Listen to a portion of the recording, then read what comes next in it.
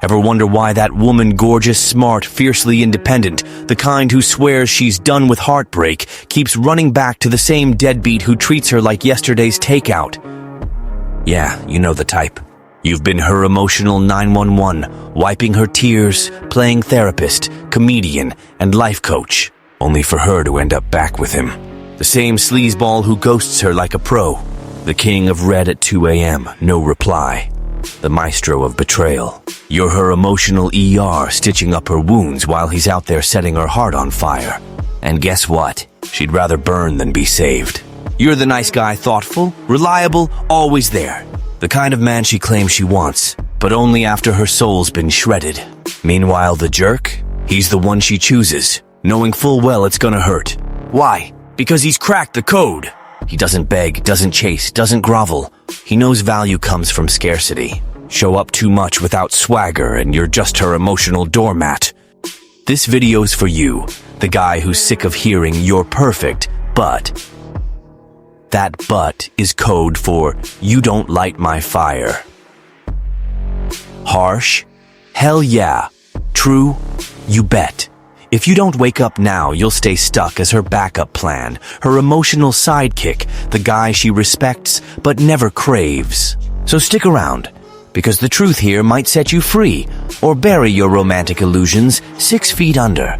Your call. Before we dive in, let's handle the basics. This video's in your face because someone out there liked, commented, or shared it. So quit being a content leech and do your part. Hit that like button. Subscribe.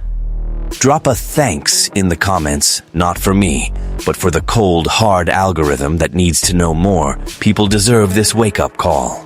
Now, enough fluff. Let's get real. Brace yourself, this mirror's about to hit hard. Number 1, the social lie.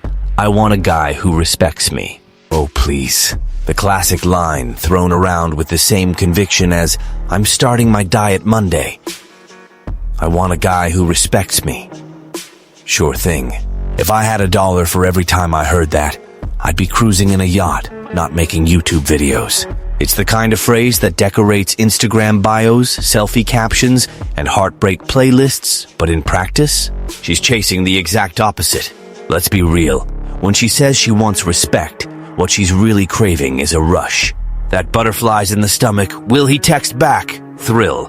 Respect? That's on the wish list, sure. But it's way down the line after chemistry, mystery, and some telenovela-level drama. If respect comes with the package, great. If not, no biggie. It's like the remote for a ceiling fan, nice to have, but nobody's losing sleep over it. Meanwhile, the nice guy, you, the unsung hero of modern rom-coms, buys this line, hook, line, and sinker, like you still believe in Santa Claus. You think you're playing the game right? Be kind, be available. Shower her with compliments, and you'll win her heart. And what do you get? You're perfect, but that but is the comma of rejection dressed up as a compliment. Here's the kicker. She doesn't want the prince. She wants the wild stallion, the raw instinct, the danger. She says she wants peace, but she's hooked on emotional warfare. Respect doesn't get her pulse racing. She wants the guy who vanishes for 2 days, comes back with a half-assed excuse, and still makes her heart skip a beat.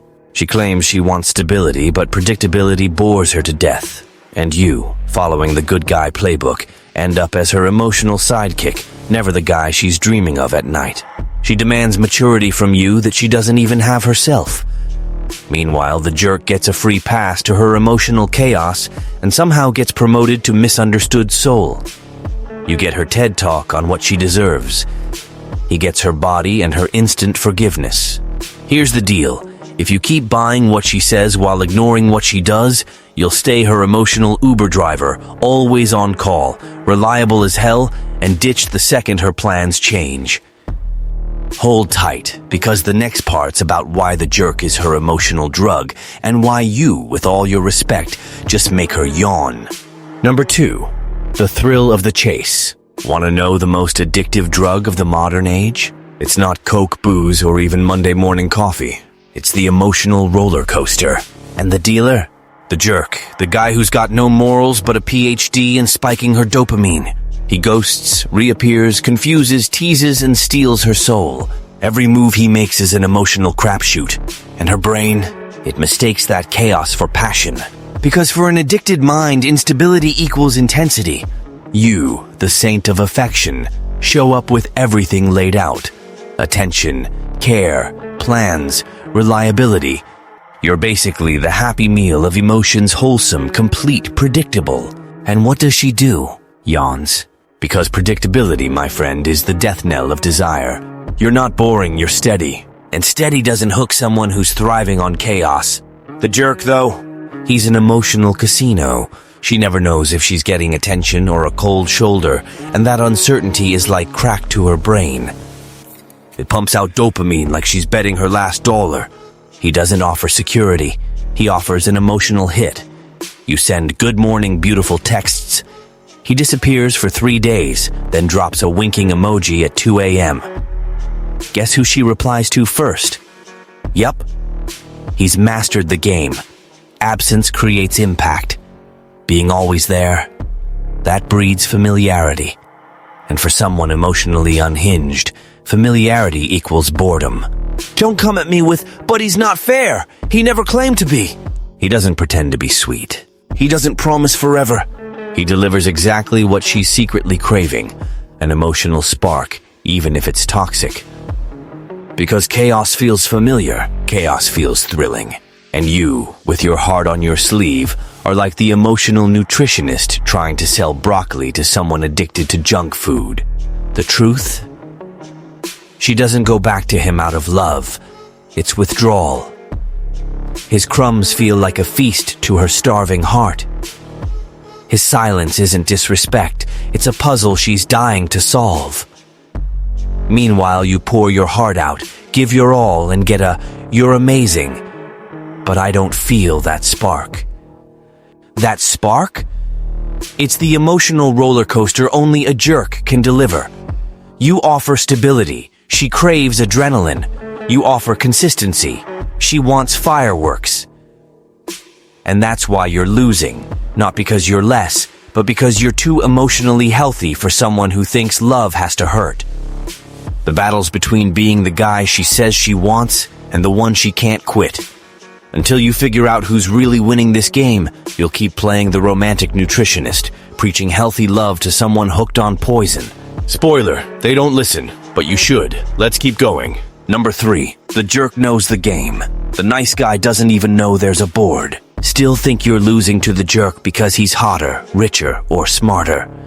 Get real. Some of these guys can barely spell you without typing you and still fumble basic grammar. But they win. Why? Because they've cracked something you, with your heart on display and flowers in hand, refuse to accept. Swagger trumps sentimentality. The jerk doesn't ask, he demands. He doesn't offer himself up. He makes himself scarce. He's not worried about being nice. He's focused on being untouchable. And that, my friend, makes her chase him like he's the last ticket to her dream concert. He disappears, and his silence speaks louder than your sweetest texts. When he shows back up, he's treated like a damn trophy. You, who's always around, you're just furniture. While you're out here proving you're not like other guys, the jerk doesn't even enter that race. He assumes he's one of a kind and makes her believe it. You're selling yourself as the guy who'll treat her like a queen. He acts like she's gotta earn her spot in his kingdom. And the sad part? It works. How? You send, "Good morning, slept well?" He texts, "Come over at 2 a.m. You give flowers. He gives attitude. You post sappy Instagram stories. He doesn't even know her last name. And who does she pick? The guy who's scarce. The guy who's unpredictable. Because in the theater of desire, mystery steals the show, and your predictability lands you a cameo role. Don't hit me with, "But I treat her right." In the game of attraction, kindness without edge is just neediness in disguise. You give everything expecting a return. He tosses a crumb and gets worshipped. Why? Because he knows desire thrives on absence, not presence. On uncertainty, not guarantees. You're there, reliable, predictable. That doesn't seduce, it suffocates. The nice guy becomes her emotional cushion. The jerk, even if he's emotionally illiterate, writes the script for addiction. You're trying to win with love. He's winning with absence. Guess who she can't stop thinking about? It's simple. The game isn't about giving more. It's about knowing when to give nothing. You're playing emotional chess with teddy bear pieces while he's playing poker with a stone-cold face and winning because she's betting everything to crack his bluff. If you don't switch up your approach, you'll keep being the emotional doormat in someone else's love story. And the jerk, he'll keep winning even when he doesn't deserve it, because he gets it. Scarcity seduces, consistency bores. Welcome to reality. Number 4, the paradox of the right guy. She swears she wants the right guy. Swears it with such conviction you, the emotional sucker, believe her. You mold yourself to fit the part.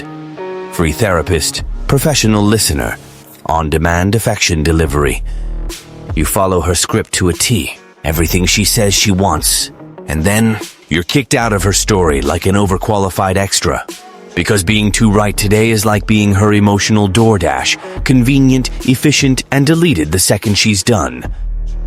She says she wants peace but gets bored in the calm.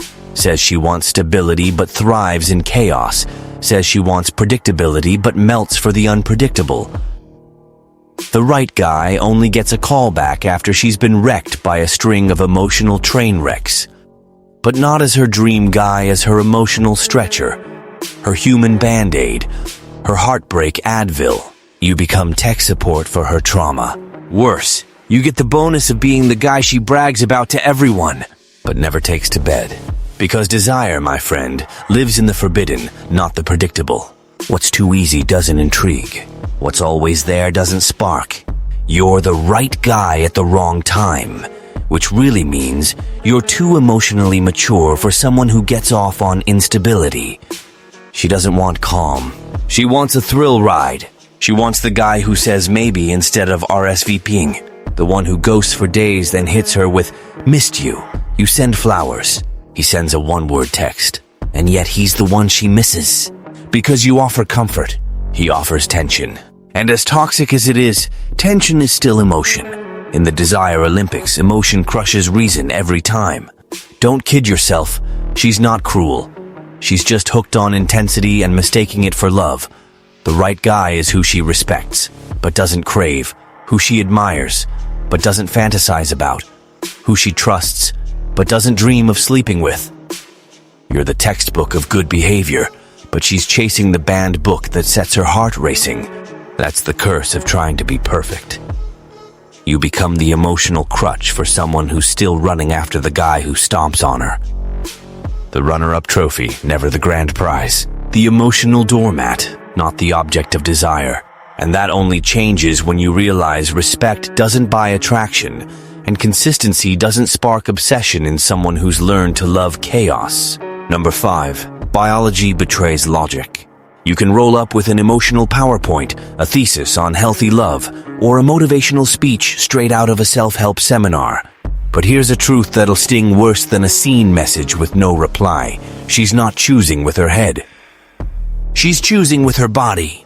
And her body, my friend, was wired back in caveman days long, before you showed up with roses and good morning texts. You're fighting a modern war with rational weapons, but the battlefield still runs on primal rules. Her instincts don't care about the sweet, attentive, emotionally available guy. They're screaming for signals of power, value, scarcity, and guess who delivers that like a pro? Yup, the jerk, the guy with a rotten soul and an ego the size of Texas.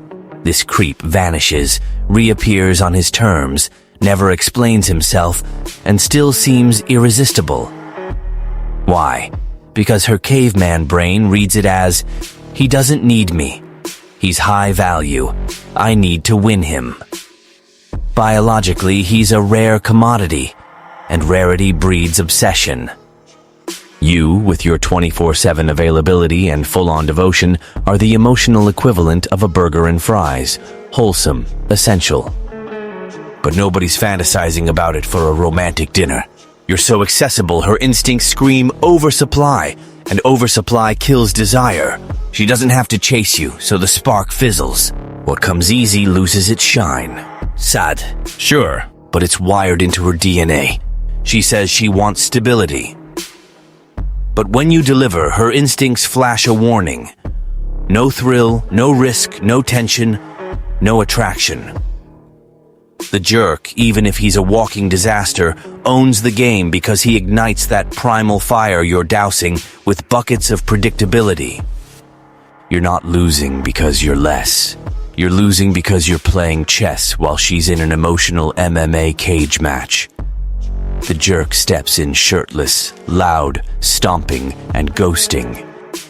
And her biology responds. She knows he's trash, but her body still links his chaos to excitement, challenge, reward. Meanwhile, you're stuck hearing her vent about her ex.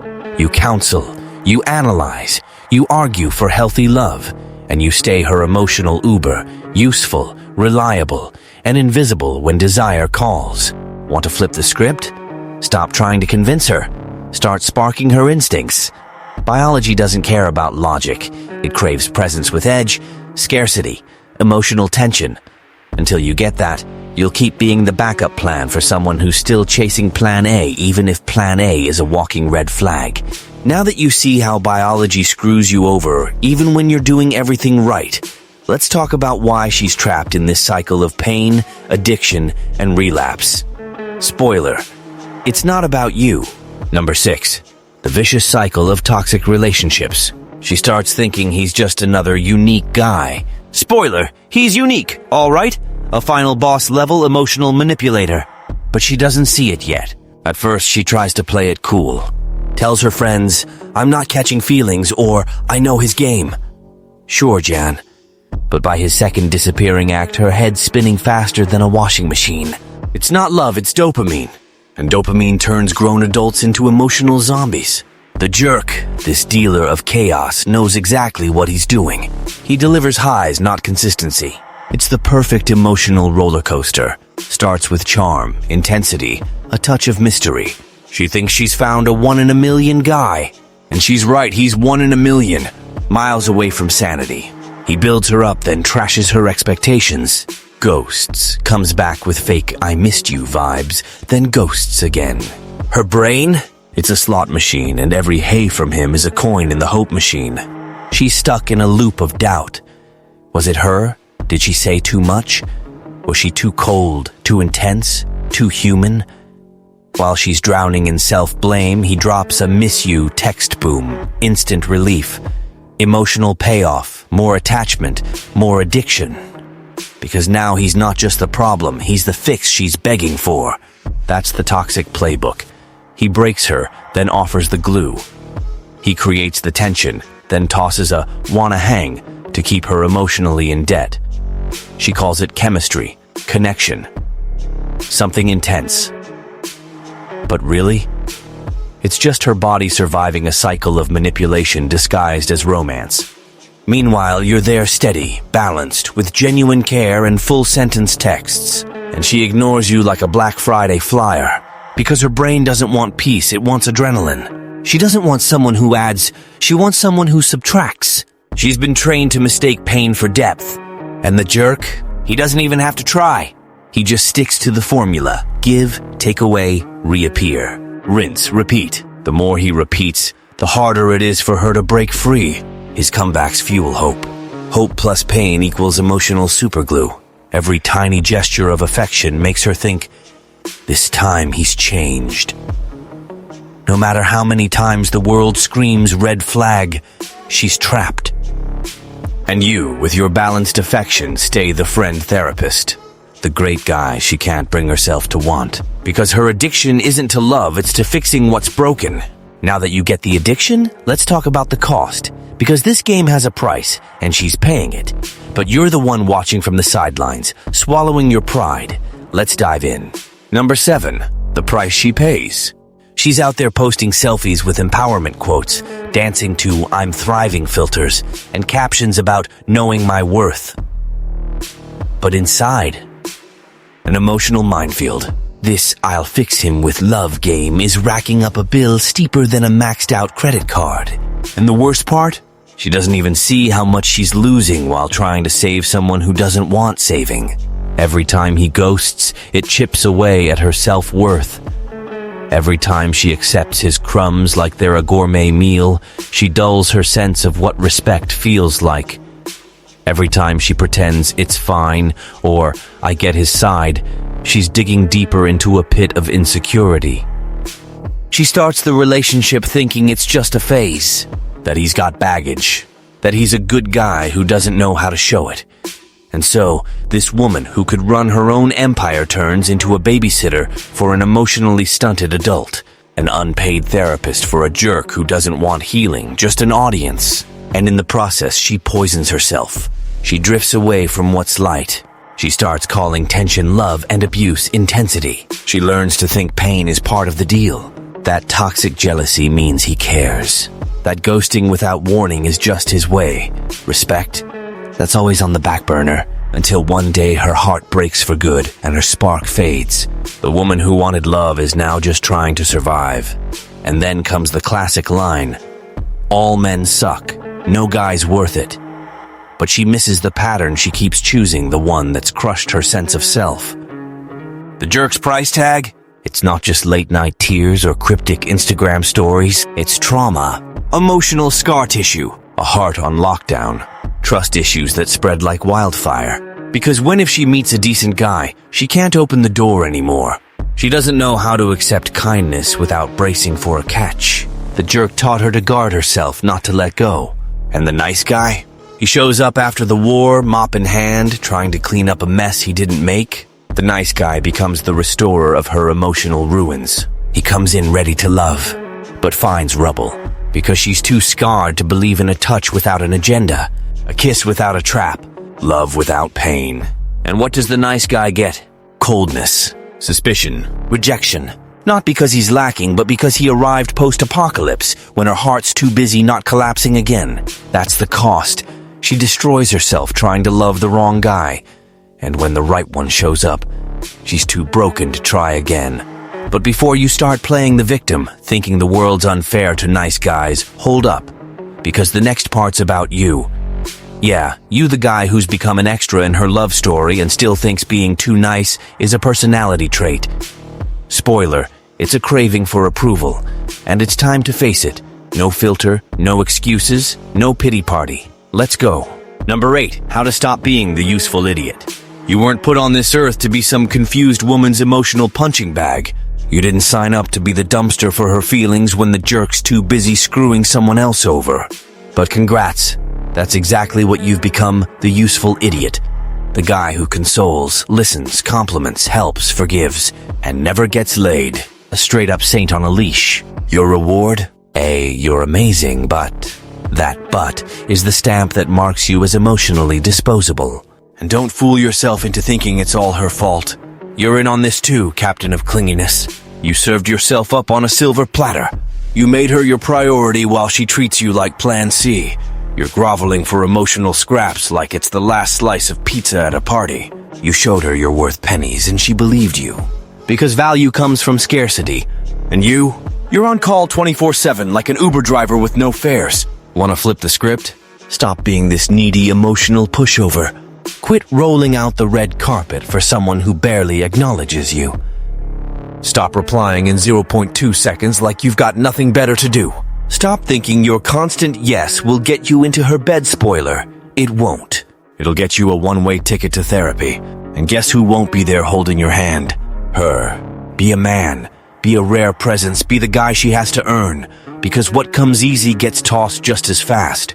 Want respect? Set boundaries. Want value? Have standards. Want desire?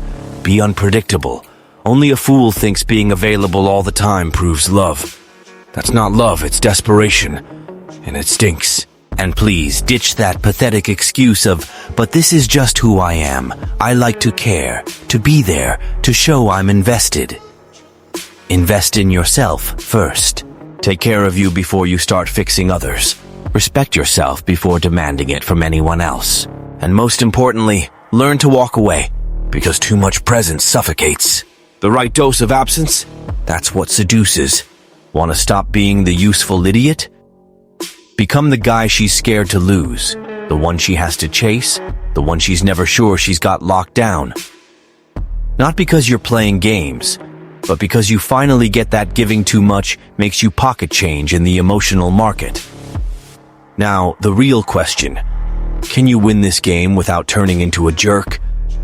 Let's tackle that next, because being an idiot isn't an option, but becoming a sleazeball doesn't have to be either. Buckle up. The truth's coming in hot. Number 9, you don't have to be a jerk. After all this, you're probably freaking out thinking, so the trick is to become a jerk? Here's the straight-up face-slapping answer: no. You don't need to turn into a scumbag. You don't need to mistreat anyone, ghost on purpose, play with feelings, or morph into the guy you can't stand. But you also can't keep being this emotional doormat on wheels, ready to roll for any crumb of affection. The problem was never your kindness. The problem is your kindness comes with no backbone, no boundaries, and a side of desperation dripping off the screen. You're not nice. You're needy wrapped in a nice guy costume. And that doesn't attract. It repels. Because people can smell when you don't value yourself. Want to stay a good guy? Awesome. But put some spine in that sweetness. Learn that giving affection doesn't mean taking disrespect. That listening doesn't mean swallowing abuse. That caring doesn't mean begging for attention. You can be firm and kind, gentle and assertive, present and selective, because real value comes with standards. And real self-worth means walking away without a backward glance. The guy she truly values, it's not the jerk. It's the man who doesn't need her to feel whole, who's got his own life, who's not glued to his phone like an emotional on-call nurse, who doesn't have to prove he's the best because he knows he is. He doesn't bend over backward for someone who doesn't reciprocate. He doesn't settle for being her emotional backup while she waits for the jerk to text back. You can have empathy without being an emotional slave. You can love without groveling. You can give without dissolving. But to do that, you've got to ditch this pathetic role of being an extra in her emotional drama. The world doesn't need more jerks, but it's also done watching good guys crawl for attention they should never have to beg for. So the lesson isn't to become the villain. It's to become the hero of your own damn story. Because people who live to please end up forgotten, and those with swagger, presence, and standards, they're the ones who stick in her mind even when she thought she had you in her pocket. Now that you get it, the real question is, are you ready to stop being the nice guy and become the man no one dares to lose? The choice is yours. But respect, that's something you've got to start demanding. You can keep playing the sad role of the perfect guy. Wake up, send your good morning princess texts, listen to her emotional meltdowns like a wannabe therapist, excuse her ghosting as needing space, and pretend her silence is deep. You can keep settling for emotional scraps, hoping one day she'll wake up and say, "My God, he's been here all along." Spoiler, she won't. Because too much presence without purpose turns you into emotional wallpaper, and affection without boundaries becomes an obligation, not a victory. You, predictable, always there, always eager, will never be her priority. You'll be Plan B, Plan C. Whatever's left when she's done chasing. While you're busy being the understanding nice guy, the love guru, the messenger of hope, there's a jerk on the other side of the story who doesn't even have to lift a finger to steal the spotlight. He doesn't chase, doesn't explain, doesn't care, and that's exactly why she chases him. Because he's learned something you're still dodging. Value is scarcity. Desire thrives on tension. Respect is commanded, not begged for. So let's get real. You've got two choices. Keep wallowing in this gross cycle of being her emotional rent-a-friend, the shoulder everyone cries on but no one kisses. Or step up. Be a man. Not this desperate caricature fishing for approval, but someone who knows his worth, sets his terms, and walks away when he's treated like an extra. Because in the end, my friend, the one in control isn't the one who loves the most. It's the one who loves himself first. Now look in the mirror and answer. Are you gonna keep being the doormat in her drama, or are you finally gonna write your own story with some damn dignity and fire? Ever been the fool who did everything right and still got kicked to the curb? Ever treated someone like gold only to be ghosted like you're nobody? Drop it in the comments. Let's shine a light on this hypocritical mess. And send this video to that friend who's still sending flowers to a woman who can't even remember his name. Remember, being good is noble. Being too good for someone who doesn't deserve a drop of your effort, that's just dumb. The cure starts when you rip up the script of your illusions and write your own ending. With grit and with self-respect.